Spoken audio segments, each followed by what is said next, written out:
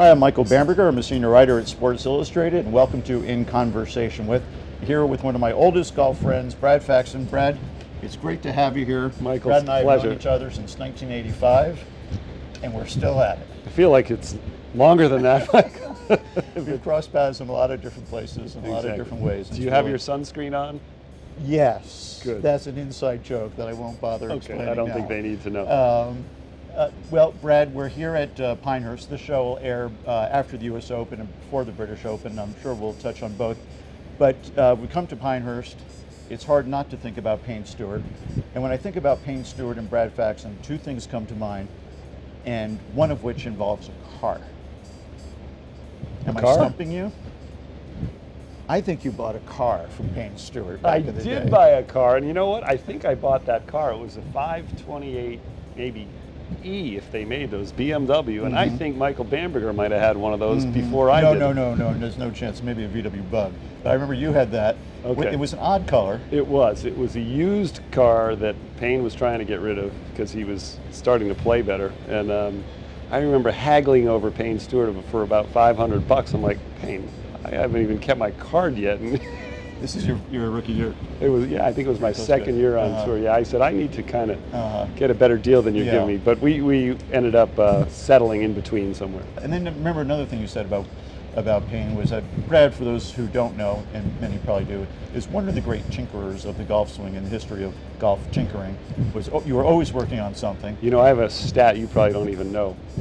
I was doing a clinic last year back in Massachusetts for a bunch of area golf professionals that were really looking to just learn a little bit about the game, teaching, something maybe I could add to their repertoire for when they teach. And I said, I need to validate myself as a player that knows enough about golf and the game other than just playing the golf. And I put a list together of all the teachers that I had lessons for and paid for. Almost as many as the top 100 golf courses that I've played in. 62 paid lessons. Wow. It's a long list. Yes. But it all worked out well, didn't it? I still, and I'd pay for one probably tomorrow.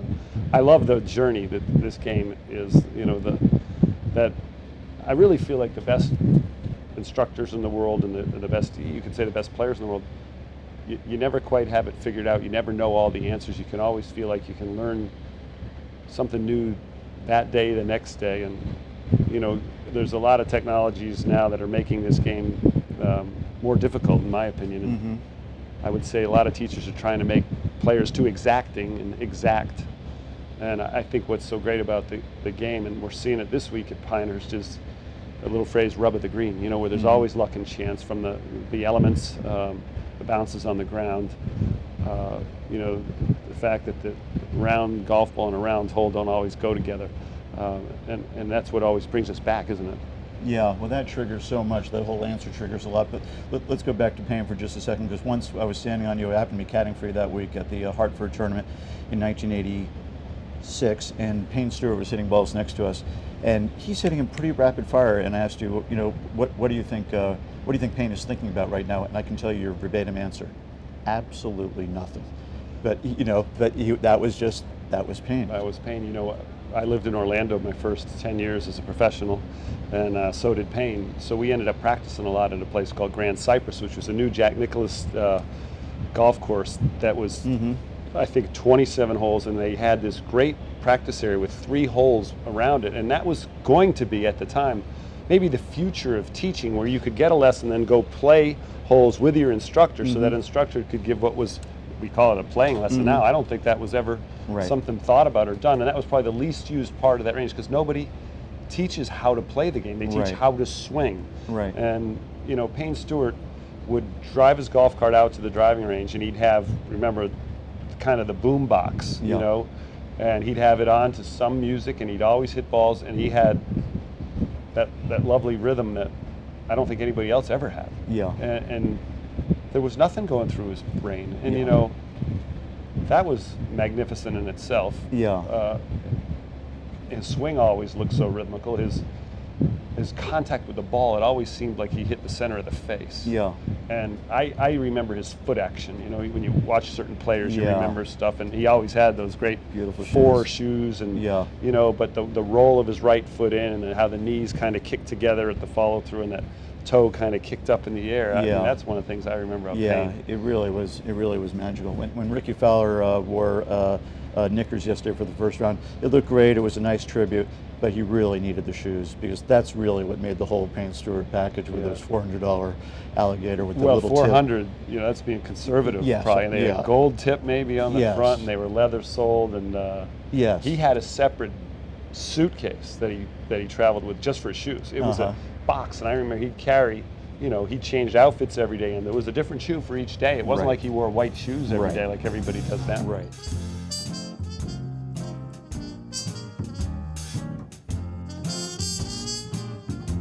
I was with the Titleist guys at the PGA show this year, and I asked if there was anybody who had a longer standing relationship than in the game today than you had with Titleist. And their answer was, there's never been anybody in the history of golf, with the exception of maybe Sarazen, who's had a longer standing relationship, which is really something because you're only 52, fixing to turn 53, as they say at Furman. But it's been, what, 20? Oh, 30s. We're in the 30s now. It's in the 30s. I turned professional in 1983. Got my card in 84, that fall in 83, and so started playing on the tour. But I had a contract with Titleist after I turned professional in 83. And have never played another a company's equipment since then. But that's the official contract. You know, I grew up at Rhode Island Country Club, which was half an hour's drive from Fairhaven or Acushnet, Mass, where the offices are for the Acushnet Company. And I caddied for Eddie Abrain, who was Wally's predecessor, and Bob Kerouac, and then eventually for Wally. And you know, I was given test products back when I was 13, 14 years old, and probably maybe one of the disappointing things in my life, Eddie Abrain gave me a prototype for what was then going to be the DT Wound, which was a new ball they were coming out with and trying to make more durable, playable balls. And Eddie snuck them into my pocket and said, hey, try these out and let me know how they go. So I was afraid to use them in front of people, and I went out and played a few holes by myself. The second hole is Rhode Island Country has a creek. Why were you afraid? Because it looked like a duffer's well, ball? Or? No, I just didn't want to do anything wrong and lose them. Oh, I see. And on the second hole, I topped my tee shot when I was 14. I was a pretty good player, and I was so nervous hitting these balls because I really wanted to give them some feedback. And I topped this ball into the creek and never found it. And then, you know, I went out and played the rest of like 6 holes with these 2 balls, comparing it and writing notes down. And then when I finally saw Mr. Abrain a few weeks later, he said, how'd you like those new balls? I said, they were great. I thought this, and I kind of gave him a few answers. He goes, well, I kind of need to get them back. And I had to tell him I topped it in the creek, and he reminds me of it every time I see him. One of the neat things about your basement is it's really a museum/warehouse of Brad Faxon clubs, and it really shows the progression of these. Well, basically, is it every set of irons that you've had in your professional life? Every set that I've used since college. I even have the last set I used as a college player, and it's just kind of, I built a room to, you know, store my golf equipment, to change grips and back then shafts, and you know, to do lie lofts, and you know, just to kind of put shoes. You know, it's not like they all fit in a closet for any of the tour players. And it's a great room because everybody that loves the game likes to see the progression of where technology's taken the game. Maybe everybody likes to see the other way, but I have clubs, and it's amazing, you know, when people want to go say blame the golf ball, for instance, for ruining the game or making the courses obsolete. I'll take out a driver that we use today, or a 3-wood that we use today, and put it up against the persimmon woods that we used to use, and say, look at the difference. And the driver shaft's 2 inches longer. The shaft is half the gram weight. The volume's 4 to 5 times longer. And I'm saying, it's just not the golf ball here. The 3-wood's heads are bigger than the old driver heads. Right. And then you look at the athlete, Michael. You know, there's technology in, you know, the agronomy. We don't talk about, obviously, the equipment. But FootJoy told me that in the last 10 years, the average shoe size out here has gone from 9 to 11.5.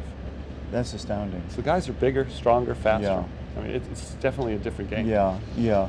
But when you were a kid and you would go out with 2 balls, what would what tournament would you be playing for? What would you have in your mind? And who would your two golfers It's be? funny, I saw a great piece on Curtis Strange. He's highlighted this week, maybe every U.S. Open as being the last guy to win back-to-back Opens, and Justin Rose obviously is the only one with that chance.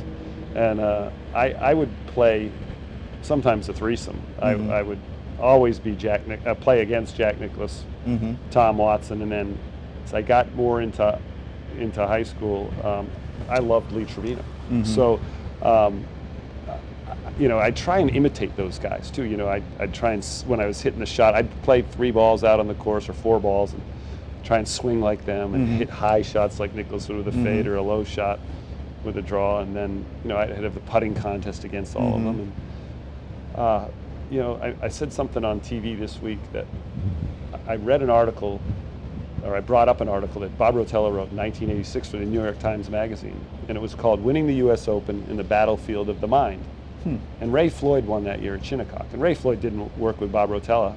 Can I interrupt for one quick second? Did you not win that same week?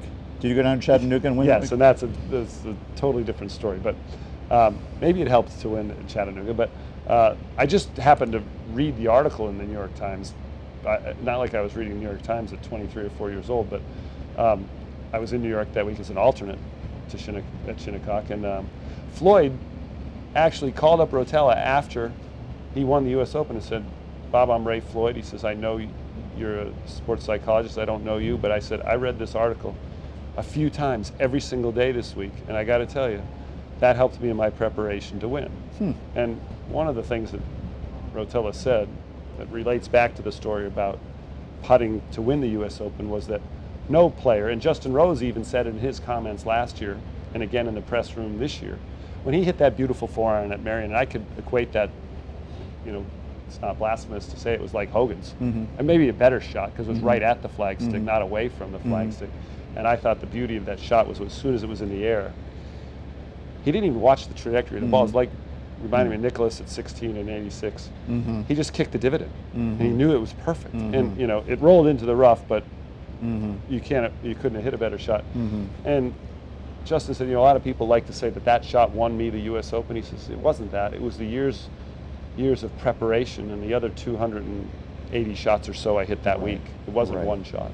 You spend a lot of time thinking about winning U.S. Opens as a kid. Yes. And there's no player that's going to win this week that hasn't thought about winning the U.S. Open well before he taps in that last putt. Yes. Let's talk about some of the players that made, I'm sure if they made an impact on me, they likely made an impact on you as well. And you tell us what's special about them, and if they have an equivalent in today's game for our youngsters who might be watching. So for instance, if I say to you Tom Weiskopf, what was special about Tom Weiskopf? You smiled immediately. And is there a Tom Weiskopf of this modern generation? Well, first of all, let me tell you, I saw Tom Weiskopf yesterday and sat down with him for half an hour, and I wished I could have sat down with him for 2 hours. How was his posture? It was absolutely perfect. Mind. Yeah, it makes you want to stand up tall and swing that club up a little higher, doesn't it, and drive those hips. I don't know if there's a statesman like Tom Weiskopf. I would say maybe Hal Sutton a little bit.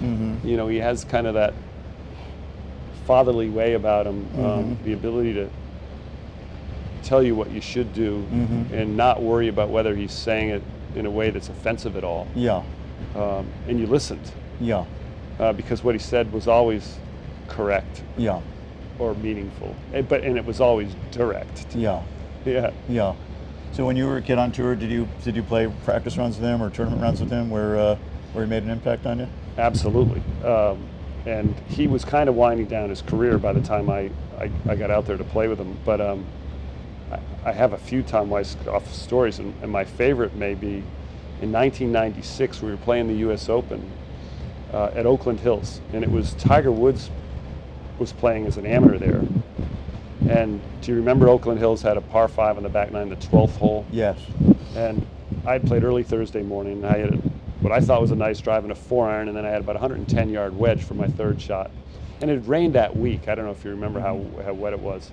And I was walking out of the locker room to the driving range. There was a TV on, and I hear the announcer say, Tiger Woods' second shot at number 12. So I just kind of stopped in my tracks, heard about the guy. I didn't know too much about Tiger at the time. And I see him with, the announcer says he's got a 5-iron.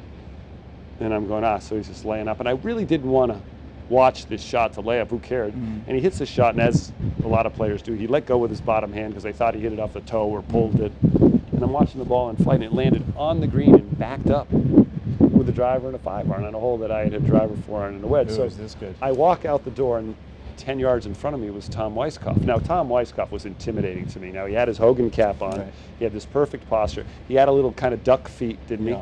But he was buttoned up. He looked really good. He knew how to wear clothes. And he was big. And I was kind of hesitating. You know, I had a long walk. We had to cross this temporary bridge to go over the road to get over to the other course, which was the driving range. So I walked up to him and said, "Hey, Tom, it's Brad," you know, just to remind him, "Hey, Brad, how are you?" I said, "I just saw Tiger Woods hit a driver and a 5-iron to number 12. Unbelievable." He goes, "The game's ruined." That's what he said. I go, "What do you mean?" He goes, "Well, the equipment's ruined the game." And I'm like, "What do you mean by that?" He goes, "If Jack had that equipment, you think of how far he'd hit it." And I go, and I dared to go out on a limb. I said, "Well, he doesn't swing as fast as Tiger Woods does." And that was a long discussion, and I got reprimanded.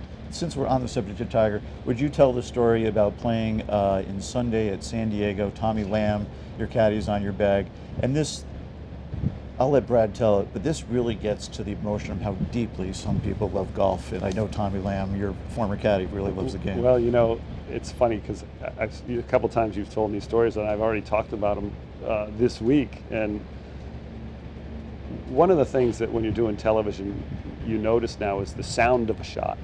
And I'll never forget Louis Oosthuizen's shot with that 4-iron where he made a 2 at Augusta last year, which was the perfect shot, obviously. But it also, the camera was on the behind it. You saw this ball launch, you heard it, and you go, "Wow, that sounded perfect." You want to just play it over and over again.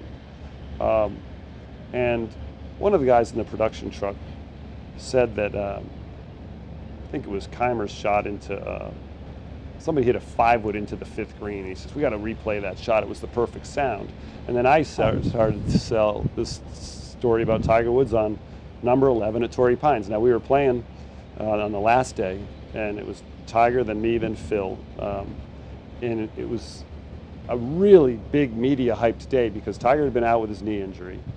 Phil had accused him while he was out of not using the right equipment to catch up to everybody, and he was falling behind. And Tiger schooled us. I mean, it was a clinic. And my caddy at the time, Tommy Lamb, who's a golf nut in himself, we were on the 11th tee. It was 217 or 221 yards to this top left hole location on this top tier.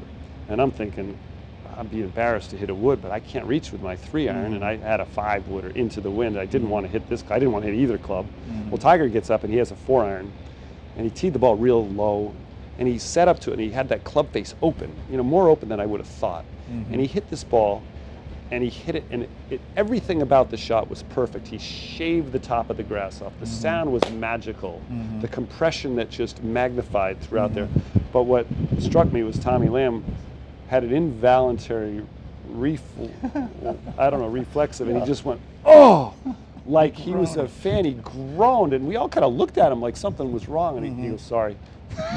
And the ball flew up in the air. The wind made it drop a yard or two to the left. It landed on top of the tier and maybe rolled a yard, maybe a yard from where it hit, stopped a yard short of the flag, and he tapped it in for 2. I love that story. It was awesome. Was Tiger ever aware of Tommy's groan? Oh yeah, we kidded him about it to this day.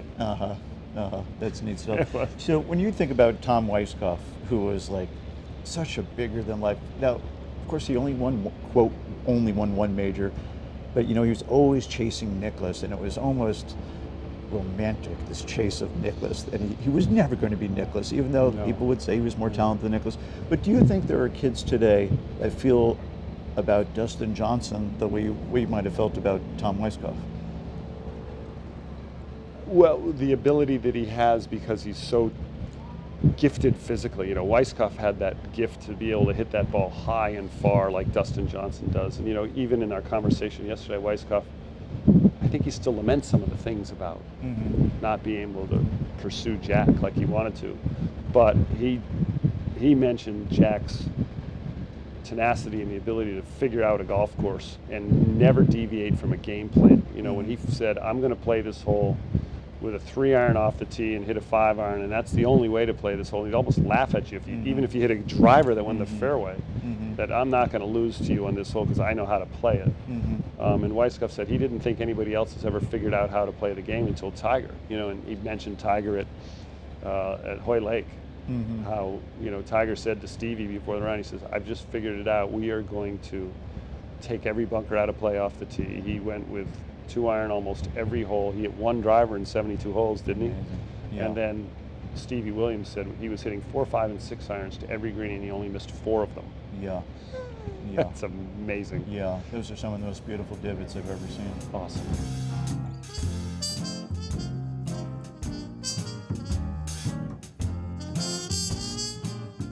Brad, you got on tour in '84. Would that have been your first year, I think? First year officially with my card, yes. And then, for those who followed your career closely like I did, you hung in there every single year. And I don't think anyone would ever say you were an immensely talented golfer, you were a good college golfer, but you weren't at the Tiger Woods or the Davis level of gift.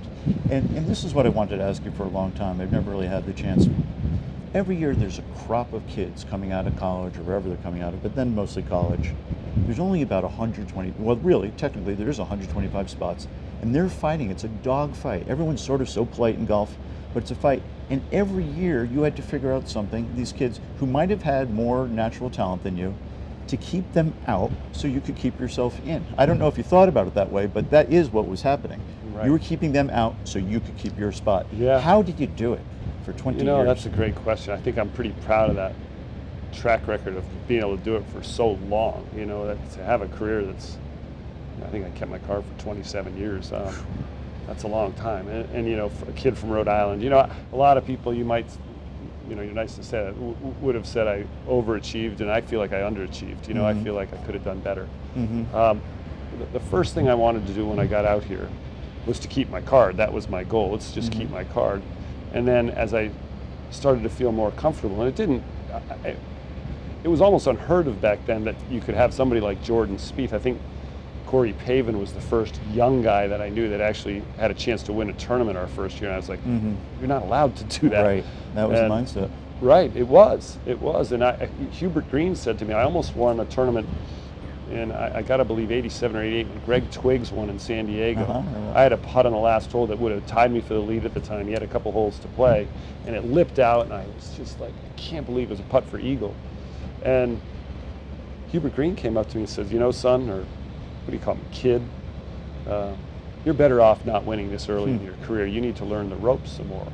And, I took that to heart because that's but it's true. I mean, you think about all these guys that win tournaments and then you never hear from them again, or they vanish, and even Martin Keimer vanished for a year. Right. But players repeatedly say, after I win, I kind of lose my way. Right. And so after he said that to me, I started asking the best players to play practice rounds with him. And I hung around with Greg Norman. I hung around with Tom Kite. I played with Tom Watson.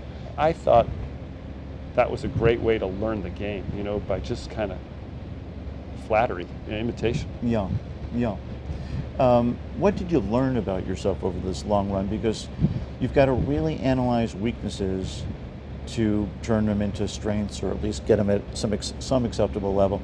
I mean, it takes a tremendous amount of resiliency and truthfulness to have the long career that you had, because it's not just beating balls, it's applying what's in the mind, what you know it's a problem, to getting better. What did you learn about yourself along the way? Well, you caddied for me right in that prime time of my career when, I was just trying to figure things out, and I learned that I didn't have to change everything about myself or my game all at once. Every player has strengths and weaknesses, and maybe it doesn't seem apparent to a guy when they got everything going well, for a certain amount of time. But I mean, I think, players make a mistake a lot of times with just trying to correct their weaknesses rather than just realizing that their strengths can get them a long way, and you don't have to hit miracle shots with every club every time you play. You had a beautiful career. You played on Ryder Cup teams, you contended in majors, you won a bunch of tournaments. I'm actually surprised to hear you say that you feel like you underachieved, because to me you had an exemplary you had the career that a million guys would kill for. But there's a lot of emotion in just that statement. I feel like underachieved. But can you explain to us more about what that means? You know, I feel like my playoff record wasn't very good. You know, there were some tournaments that I let get away just by being inexperienced or by getting too nervous, and whether you want to say I choked or lost my way or you know, things that you regret. You know, I had a putt to win a match at the Ryder Cup that I missed that would have turned the tide of the whole thing. I mean, you know, I think about that. Heartbreak Hill. Tim Rosenfeld wrote the book. I'm on the cover. You know, it's a bad ending.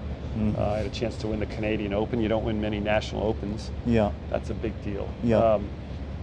And you know, when you look back at it and say, God, if I had known at 20 what I knew at 40, I could have been a lot better. You know, even though the physical skill is better at the younger age. And you know, a lot of players say that. You know, Nicklaus was great at saying that later in his career. He says, you know, I'm a better player now than I used to be, and I'm like, how could that be? Yeah. But I think we're all smarter players. Maybe you can't do the fantastic things you used to be able to do. You know, I didn't enter every tournament going out there to win. Sometimes it was showing up. And you know, that as a young guy trying to keep my card, I just thought playing every event and playing golf was the answer. And if you look at the best players in the world, there's no question they came ready to play and ready to win. You know, that's what's set Tiger and Jack apart. You know, their schedule has been limited compared to their peers. Yeah. But they've made the percentage of when they play great much higher than everybody else.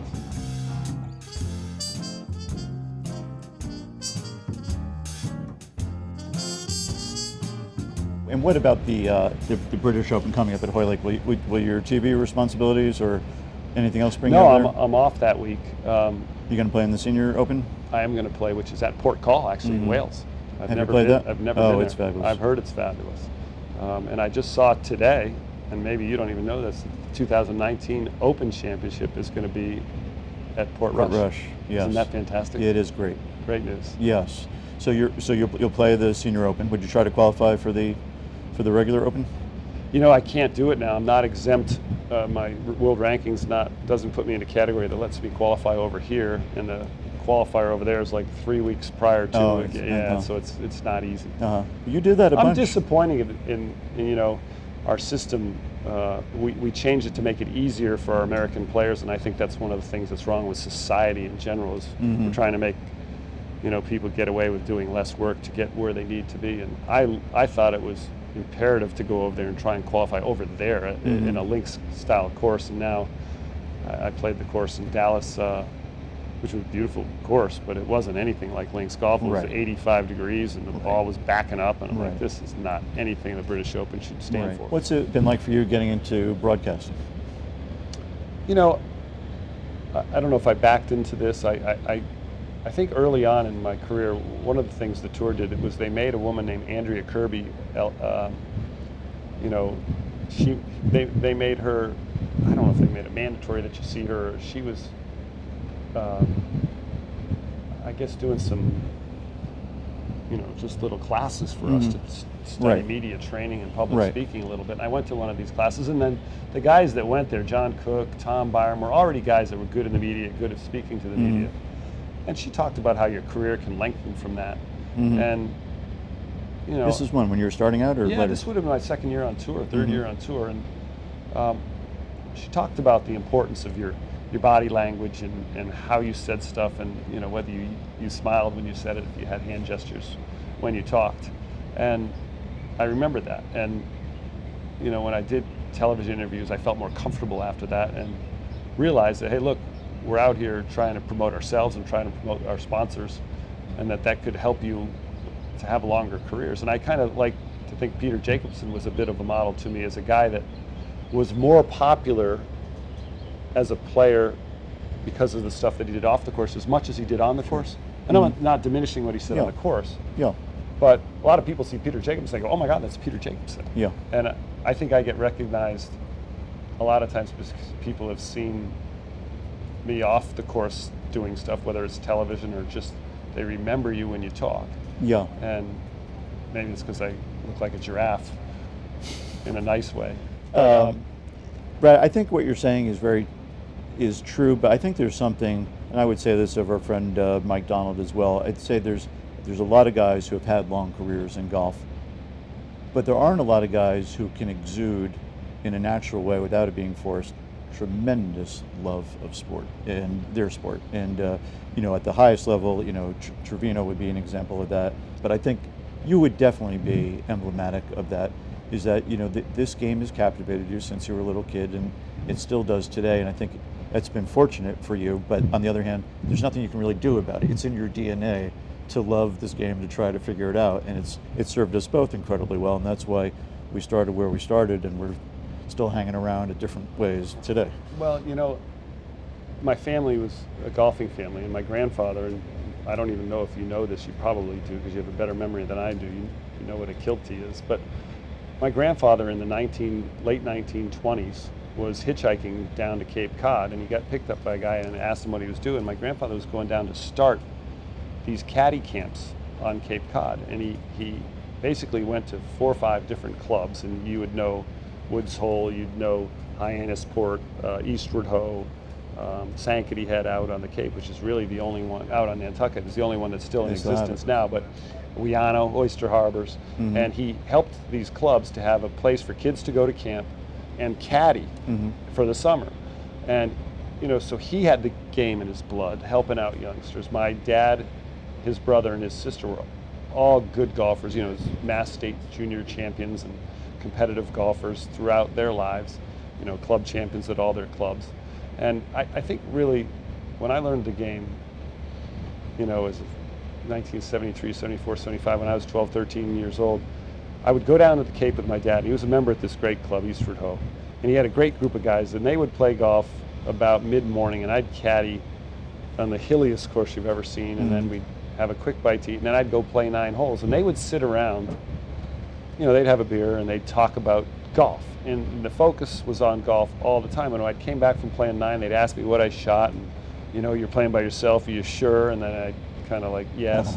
And then they'd go play their emergency 9, and they'd come out and play with me, and they'd all give me little tidbits, and we called it wisdom. It was always, some great knowledge we got imparted on us by older guys, and I learned the game, I think, socially first before competitively. Yeah. And I played all other sports like I hope all kids still do, but you don't realize as a kid that playing baseball, playing hockey, playing basketball can actually help your golf later in your career. I hate to see these parents single their kids out at such a young age now in one sport, but that part of Eastward Ho had made such an effect on me. It was just, I don't know, even to this day I think about some of the things that were said on that porch, and how I wanted to talk about golf, and I could talk about shots hit or feelings that players had, or about some of the game's greats. And still today, I'd love to do it with the players, the youngest players now, and just listen. Yeah, that's very neat. Do you remember Ralph Kiner was the Mets broadcaster back in the day, and he had a show called Kiner's Corner. I'm sure the Red Sox said something similar about it. I don't know what it was, but he would get on Tom Seaver, John Matlack, one of these guys, and he'd talk to him. They were the start of the game, and he'd talk to him, like we're talking now, and then he'd give him something. It'd be like, a $5 gift certificate to IHOP or something like that. But anyway, with that in mind, Brad, we'd like to give you this memento of 70s golf. I've got myself a matching one. This is from your friends at Golf.com and Sports Illustrated. Oh, a that's bucket fantastic. hat, Brad, because the bucket hat will come and go. You got the right now, size. I got you large, maybe even XL. extra large. No, that's my big head. As a thrifter in New England, you'll appreciate this. You're going to perspire. You're going to wear the bucket hat in hot weather, and then you're not going to do like Greg Norman and wear the shirt once and give it to the Salvation Army. You're going to, I'm sure, put it in the wash. It's going to shrink a little bit, so you've got a little bit of leeway there. You're the man. Brad, thanks so much. It was a lot of fun. Good Thank being you. with you. I'm Michael Bamberger with Sports Illustrated, here with a great golf impresario, Brad Faxon. It's been a delight. Thank you very much. We'll see you next time.